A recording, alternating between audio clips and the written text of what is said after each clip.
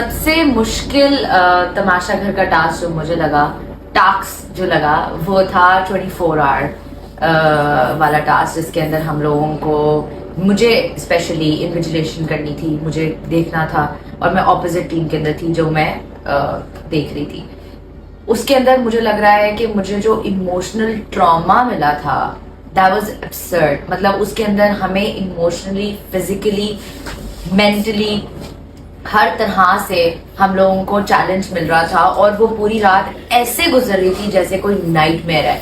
हम भूखे प्यासे हैं और हम लोगों को तो फिर भी खाना मिल रहा था, लेकिन बाकी सबकी हालत देखकर भी वो इफेक्ट कर रही थी हमारे जहन को और बिल्कुल समझ नहीं आ रही थी। तो मेरे लिए, मेरे नजदीक 24 आवर वाला जो टास्क था वो सबसे मुश्किल था।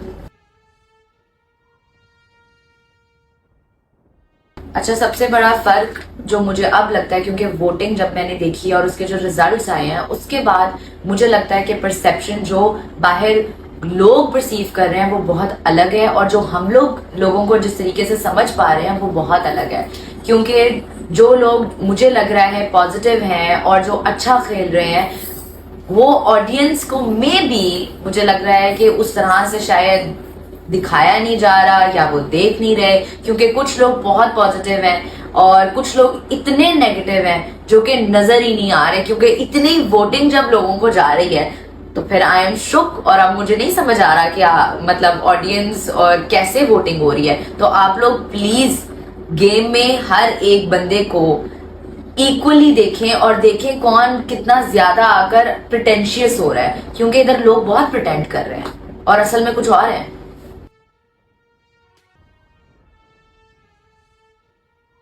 रिग्रेट उस तरह से मुझे कोई नहीं है, बिकॉज मुझे लगता है कि आई प्लेड वेल, मैंने बहुत अच्छे दोस्त बनाए, बहुत अच्छा टाइम गुजारा। लेकिन थोड़ी सी अपने बारे में जो मुझे रिग्रेट है वो ये है कि मैं थोड़ा इमोशनल हो गई। जिस तरह से मेरी लास्ट गेम थी उसके अंदर मैंने दोस्ती को प्रेफरेंस दे दी, मैं बड़े आराम से वो टास्क जीत रही थी, लेकिन वहां पे मेरी दोस्त जो थी उसने अगर मुझे थोड़ा सा इमोशनल होकर दिखाया तो मैंने वो उसको जेल में ही नहीं डाला। हाँ, तो मुझे लग रहा है कि मुझे अपनी इमोशनल साइड थोड़ी सप्रेस करनी थी और गेम को गेम की तरह ही खेलना था, क्योंकि मुझे भी सोचना चाहिए गेम ही तो है, 5 मिनट के लिए कोई अगर जेल जाएगा तो कुछ नहीं होगा। लेकिन ठीक है, रिग्रेट ये है कि बस दोस्ती ठीक है करें लेकिन गेम को गेम की तरह खेलें।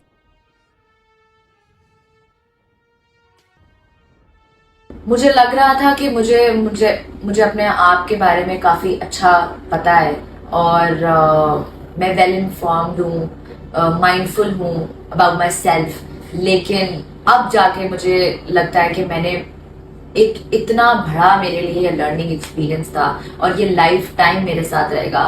B it food scarcity, be it getting to know people, लोगों की जजमेंट, ये सब, और खास तौर पे लोगों की जजमेंट, जो कि मुझे लगता है कि मुझे लोग परखने में थोड़ा सा मुझे लगता है कि मैं उतने अच्छे डिसीजंस नहीं ले पाती।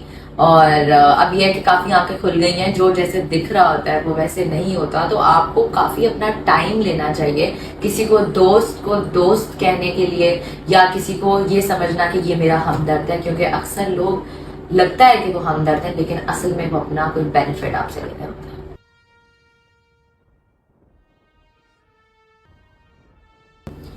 टॉप 3 कंटेस्टेंट्स, प्रिडिक्शन एक अलग बात है और दिल आपका जो करता है वो एक अलग बात है। तो मेरा दिल और प्रिडिक्शन दोनों अगर मिला दूं तो मुझे लगता है शहरियार, क्योंकि वो बहुत अच्छी गेम खेल रहा है और वो फेयर है, वो जहाँ पे स्टैंड लेना होता है वो स्टैंड लेता है और मुझे उसके हर टास्क में वो बहुत अच्छा खेलता है। तो एक शहरियार।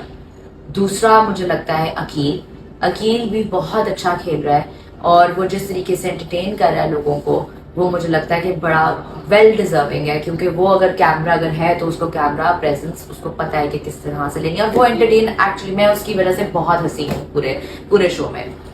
तीसरा मानी भाई बहुत जिंदा दिल है और उनका भी यही अगर एक फैक्टर है कि वो एक कॉमेडियन है और वो कॉमेडी करते हैं तो एक्चुअली, और उनका दिल बहुत साफ है और मैंने उनको देखा है कि गेम एक तरफ और जो उनका दिल साफ है वो उसको भी साथ साथ लेकर चलते हैं। गेम और गेम के अंदर भी जाके कहीं ना कहीं वो भूल भी जाते हैं कि ये गेम है, और वो अपनी तरफ से लोगों की हेल्प करने की कोशिश करते हैं। तो आई लव हिम, उनकी एनर्जी कमाल है, और इस एज में ये एनर्जी होना आई थिंक कमाल बात है। तो ये 3 लोग हैं और मैं चाहती भी हूं कि इनमें से कोई एक जीते।